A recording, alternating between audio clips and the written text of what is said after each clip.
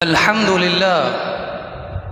لله الذي وحده، والصلاة والسلام على من لا نبي بعده، وعلى آله وصحبه الموفين وعده. أما بعد، فأعوذ بالله من الشيطان الرجيم.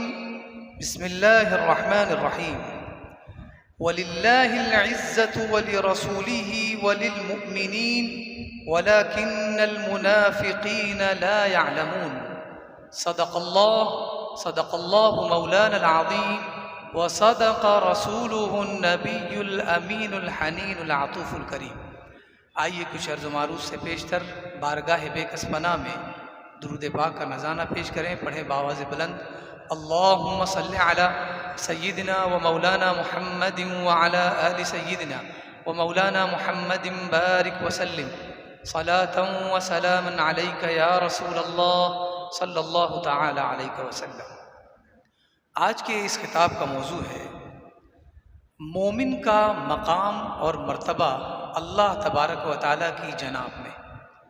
یعنی اللہ تبارک و تعالیٰ کے نزدیک ایک مومن کا کیا مرتبہ ہے اور کیا مقام ہے، اس سے دوستی کرنے سے دوسروں کو کیا فائدہ ہو سکتا ہے اور خود مومن کو، اور اس کو تکلیف دینے سے مومن کو اور غیر مومن کو کیا گناہ ملے گا. اسی حوالے سے آج یہ موضوع میں نے منتخب کیا. اللہ تبارک و تعالیٰ ارشاد فرماتا ہے: وَلِلَّهِ الْعِزَّةُ وَلِرَسُولِهِ وَلِلْمُؤْمِنِينَ. اللہ اور اس کے رسول اور ایمان والوں کے لیے عزت ہے. عزت جو ہے وہ اللہ اور اس کے رسول اور ایمان والوں کے لیے ہے، لیکن منافق یہ نہیں جانتے ہیں. یہ اصل میں اس پس منظر میں آیت کریمہ نازل ہوئی کہ منافقین جب جنگ کے لیے جا رہے تھے تو انہوں نے کہا کہ آج ہم جو اپنے آپ کو بہت معزز سمجھتے ہیں مسلمان، ان کو ہرا کر یہ باور کرا دیں گے کہ وہ ذلیل ہے. تب اللہ تبارک و تعالیٰ نے ارشاد فرمایا کہ اللہ، اس کا رسول اور ایمان لانے والے، ان دونوں پر ایمان لانے والے وہ ہمارے نزدیک عزت والے ہیں. دنیا کا کوئی بھی انسان ان کو ذلیل نہیں کر سکتا. کب؟ جب وہ ہم پر ایمان لاتے ہیں. اگر انہوں نے ہم پر مکمل ایمان لایا تو پھر دنیا میں کوئی طاقت انہیں ذلیل نہیں کر سکتی، کوئی نہیں کر سکتی اگر وہ ایمان والے ہیں. اور اس میں یہ ضروری نہیں کہ بہت زیادہ تعداد ہو. اگر وہ تنہا بھی ہیں اور ایمان پر ہیں تو انہیں کوئی ذلیل نہیں کر سکتا. یہ قاعدہ کلیہ اللہ تبارک و تعالیٰ نے فرما دیا. اب آئے ان کی طرف کہ جو مومنوں کو، ایمان والوں کو اذیت دیتے ہیں، پریشان کرتے ہیں، وہ کسی بھی اعتبار سے ہو.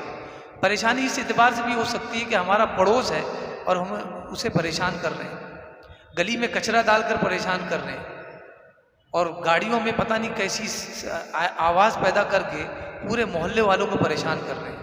یہ مومن ہی ہے جو مومن کو پریشان کر رہا ہے. دنیا میں کوئی کسی کو پریشان کر نہیں سکتا. تو ان ساری چیزوں پر کیا فرمایا نبی پاک صلی اللہ علیہ وسلم نے؟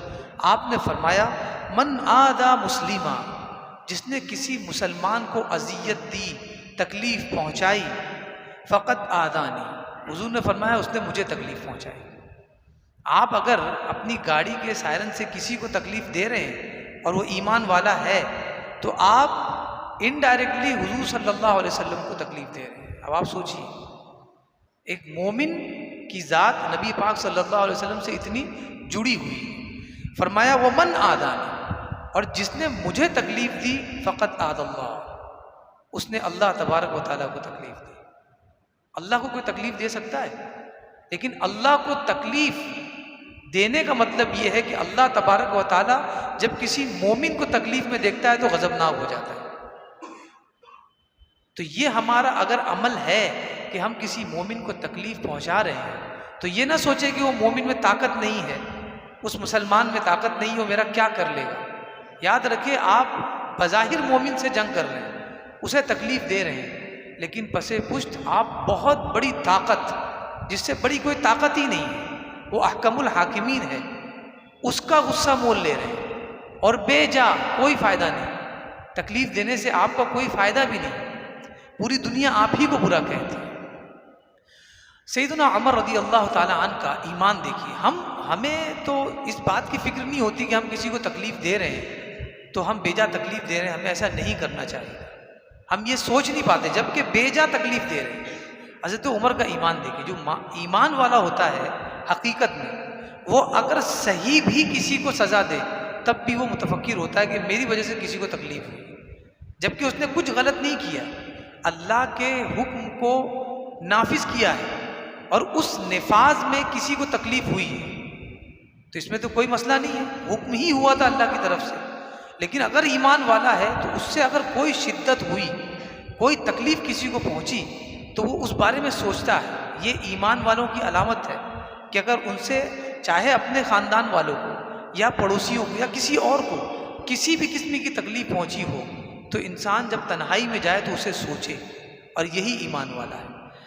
آیت کریمہ نازل ہوئی والذین یؤذون المؤمنین والمؤمنات، وہ لوگ جو ایمان والوں کو اور ایمان والیوں کو تکلیف دیتے ہیں بغیر مکتسبوا، بغیر کسی کام کے، یعنی بغیر کچھ کیے انہیں تکلیف دیتے ہیں.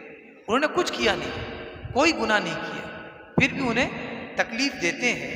فرمایا فقد احتملوا بہتانا و اثما مبینا، تو انہوں نے بہتان اور کھلا گناہ اپنے سر لے لیا، بہت بڑا گناہ کیا ہے انہوں نے اگر ایمان والے اور ایمان والیوں کو انہوں نے تکلیف دی. یہ اللہ تبارک و تعالیٰ کا حکم ہے، اس نے فرمایا ہے.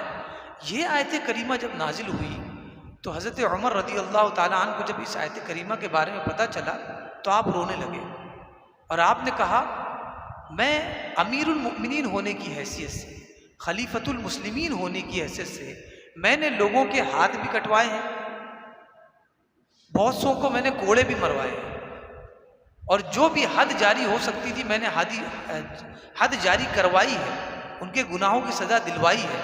اس بات سے میں مشکل میں ہوں کہ میری وجہ سے کسی مومن کو تکلیف پہنچی. اور وہ رونے لگے.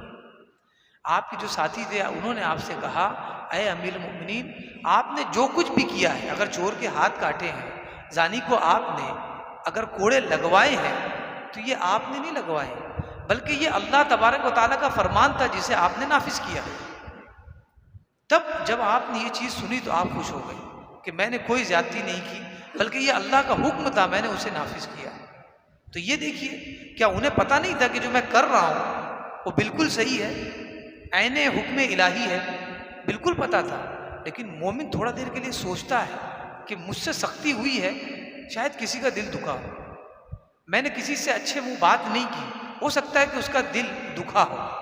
یہ مومن کی علامت ہے کہ کوئی بھی غلطی اگر اس سے ہو جائے تو تنہائی میں وہ محاسبہ کرے کہ مجھ سے آج کیا غلطی ہوئی، کس کا میں نے دل دکھایا. کوئی ایسا تو نہیں ہے ہمارے پڑوس میں جو مجھے اس وجہ سے ناپسند کرتا ہے کہ آتے جاتے میں اسے سلام نہیں کرتا، شاید اسی وجہ سے سلام نہیں کرتا، سلام نہ کرنے کی وجہ سے اسے تکلیف پہنچ سکتی ہے. بھائی ظاہر سی بات ہے کہ آپ بڑے ہیں، ہم آپ کو سلام کریں اس سے پہلے اگر آپ سلام کر دیں تو بہت اچھی بات ہوتی ہے، لیکن اگر آپ نے سلام نہیں کیا تو چھوٹے کو تکلیف ہو سکتی ہے. یہ ساری تکالیف آہستہ آہستہ جب ہمیں نظر انداز کرنے لگتے ہیں تو یہ پہاڑ کی شکل اختیار کر جاتی ہے. پھر ہم کسی کا قتل بھی کر دیں تو ہمیں سونے کے لیے نیند کی دوا نہیں لینی پڑتی کیونکہ ہمیں عادت ہو گئی ہے. تو گناہ اگر چھوٹا ہے اور وہیں اس کا علاج کیا گیا تو انشاءاللہ العزیز آگے وہ بڑا گناہ کرنے سے بچ جائے گا. لیکن اگر چھوٹے گناہ کو چھوٹا سمجھا وہی آپ کو کفر تک لے جائے گا. اللہ تبارک و تعالی ہمیں بچائے. ایک اعرابی کا، ایک بدو کا واقعہ ہے. وہ رسول اللہ صلی اللہ علیہ وسلم کی بارگاہ میں آئے اور آپ سے بہت کچھ سوال کیا. تو اللہ کے رسول صلی اللہ علیہ وسلم نے فرمایا، مومن کی حیثیت اور قیمت کے بارے میں ایک بہت عظیم حدیث ہے. آپ نے فرمایا ان اللہ شرف الکعبہ، اللہ تبارک و تعالیٰ نے کعبے کو شرف بخشا، وعظمها، اور اسے عظمت والا بنایا. یعنی کعبہ بہت ہی مشرف ہے اور معظم ہے، بہت مشرف ہے، بہت معظم ہے کیونکہ اللہ نے اسے اتنا معظم اور مبارک بنایا ہے. پھر فرمایا وَلَوْ أَنَّ عَبْدًا هَدَمَهَا حَجَرًا حَجَرًا، لیکن اگر کسی بندے نے اس کعبہ کی عمارت کو توڑ دیا، اینٹ سے اینٹ بجا دی، حجراً حجراً، ایک ایک پتھر گرا دیا، ثم احرقها، پھر اس عمارت کے جو چیزیں بچی ہے اسے جلا دیا. یہ گناہ ہے. اس کے بعد کیا فرمایا؟ ما بلغ جرم من استخف بولی من اولیاء اللہ تعالی. تو اس کا یہ جو جرم ہے، جس نے کعبے کو ڈھا دیا اور اسے آگ لگا دی، یہ جرم اتنا بڑا نہیں ہے، بلکہ اس سے بڑا جرم یہ ہے کہ وہ اللہ کے ولیوں میں سے کسی ولی کو حقیر سمجھے، چھوٹا سمجھے. اللہ کے اولیاء میں سے کسی ولی کو چھوٹا سمجھے، حقیر سمجھے، کمتر جانے. یہ سب سے بڑا گناہ ہے بنسبت اس کے کہ وہ کعبے کو ڈھا دے. سوچنے والی بات ہے کہ کعبہ، ہم تو اس کی طرف رخ کرتے ہیں، حج کے لیے جاتے ہیں. اگر کعبہ نہ ہو تو ہم کہاں طواف کریں گے؟ لیکن اللہ تبارک و تعالیٰ کا فرمان ہے، رسول اللہ صلی اللہ علیہ وسلم نے فرمایا کہ کعبے کو ڈھا دے، اسے آگ لگا دے. یہ گناہ ہے، لیکن اس سے بڑا گناہ یہ ہے کہ کسی ولی کی شان میں گستاخی کرے کوئی انسان، اسے کمتر سمجھے. اب سوال یہ اٹھتا ہے کہ ولی کون ہے؟ کیسے پہچانے کوئی ولی ہے؟ ولی کی ڈیفینیشن کیا ہے؟ ولی کسے کہتے ہیں؟ تو جو سوال ہمارے ذہنوں میں آتا ہے، صحابہ اسے حل کر لیتے ہیں. ان اعرابی نے پوچھا ومن اولیاء اللہ، بالکل وہی سوال جو ہمارے ذہن میں ہے. فرمایا یا رسول اللہ، عرض کی اے اللہ کے رسول صلی اللہ علیہ وسلم، وہ اللہ کے جو ولی ہیں وہ کون ہیں جن کے بارے میں تو نے کہا؟ آپ نے فرمایا کہ اللہ تبارک و تعالیٰ ان کی ناراضگی پسند نہیں کرتا، بلکہ اس سے وہ سب سے بڑا گناہ ہے، سب سے بڑا گناہ ہے. وہ اولیاء ہے کون؟ قال رسول اللہ صلی اللہ علیہ وسلم، حضور نے فرمایا المؤمنون کلہم اولیاء اللہ، سارے ایمان والے اللہ کے ولی ہیں. جو ایمان والے ہیں وہ اللہ کے دوست ہیں، اللہ کے ولی ہیں. اب ہمیں غور کرنا ہے کہ ہمارا ایمان کس لیول کا ہے. اللہ تو ہمیں دوست جانتا ہے، دوست رکھتا ہے. کیا ہم نے ایمان کے اس لیول پر اپنی پہنچ بنائی کہ ہم بھی ہر مشکل میں اللہ کو پکاریں؟